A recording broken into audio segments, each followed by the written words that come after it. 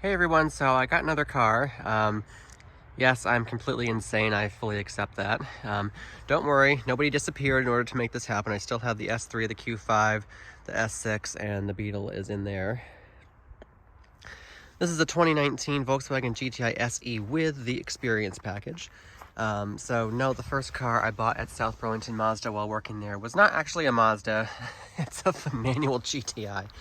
But anyway, it's a pretty cool one. Because it used to be with the Mark 7, the SEs all had the Fender stereo. Then they took that away, I think, for the facelift and made it optional, which luckily this one has the dynamic chassis control and the Fender stereo. Honestly, I probably wouldn't have bothered if it didn't have the Experience package because I really think this generation needs the Fender stereo. Otherwise, it's pretty clean. So I bought it as a quote-unquote beater car, just so I could have a fun little manual until I decide to ditch it for a brand new Miata, which I will do eventually, because there's a couple things that I absolutely hate about this car, which I already knew I would hate, but again, it's a beater car, I don't really care. And I'm using the beater term very lightly here. First of all, it has a touchscreen, which is horrible. I hate touchscreens. And the rev hang's kind of crappy. Especially the 1-2 shift, you have to do that in slow motion. It's not perfect. There's a couple of really badly fixed scratches, 1, 2, and 3. So this is actually the car's good side. It's only got 30,000 miles on it, but being a 2019, it has the really long, I think it's called like the People's Choice warranty or something. So it still has about half of the 6-year, 72,000 mile bumper to bumper warranty. And I'm not a total idiot. I know the temporary plate goes down here, but the protective plastic cover doesn't fit under here. It folds over too much and like will make even more scratches, so I just threw it up there. Yeah, 666, I know. Let's hope that doesn't totally curse the thing. But it's got the nice, you know, the cargo thing here, protectory thing, and the blocks so you can make little things so your cargo doesn't go everywhere. I mean, it's a Mark 7 Golf. Everybody has pretty much seen these a million times. But the leather is really nice. It's got like really thick feeling, you know, Audi kind of quality, durable leather.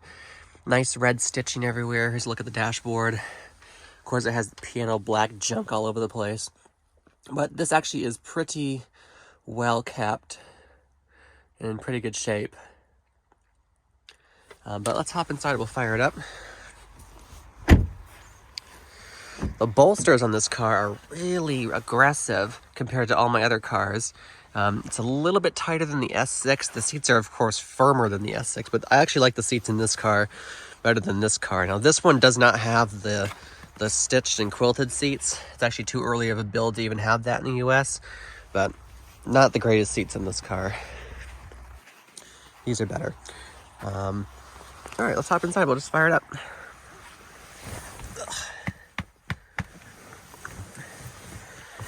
Yeah, luckily, see the piano it might look crappy on camera, but in real life, there isn't any major scratches and scuffs on the piano black, which is nice.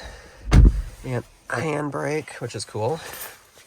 All right, we are definitely in neutral. Fire it up.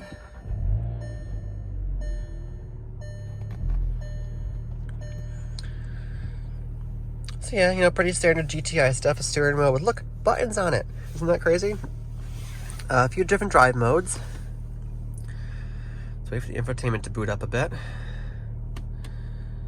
There we go. There's the different drive mode. So you can adjust a lot of stuff, actually. If you go to adjust, oops, do it fast enough. If you go to adjust with custom, this is all the stuff you can change. So I have the dynamic chassis control and comfort, the steering in the heaviest sport setting, which I really like. The throttles in sport, it has an LSD, which is great. Adaptive front lighting system. I leave the engine sound in normal. I guess the sport sounds kind of cool. But that's all the stuff you can change with the different driving modes. Manual climate control, which is the bane of my existence. I really wish this was an Autobahn, but it doesn't really matter that much. Of course, heated seats. It has a sunroof. You know, it's pretty loaded for a GTI. You can't get them more loaded than this except the Autobahn trims, though. It's as nice as an SE can get. That's the world's hardest to reach USB port, so it does have CarPlay. I love the golf ball shifter. That's super cool. Oops, that worked great. Down, over, up is reverse.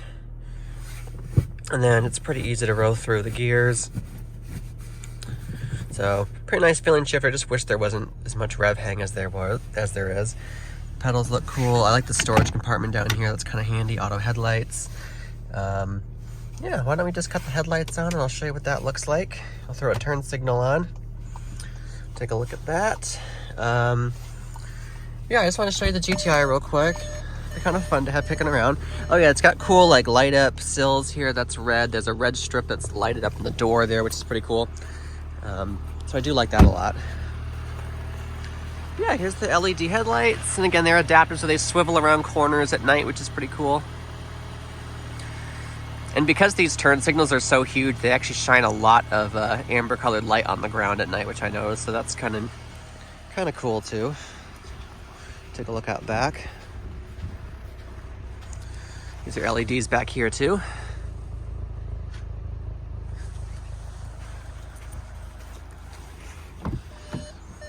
And you can see I got pretty decent fuel economy driving back here from work. Or maybe not because the door's open. Yeah, decent enough. Listen, see how it sounds.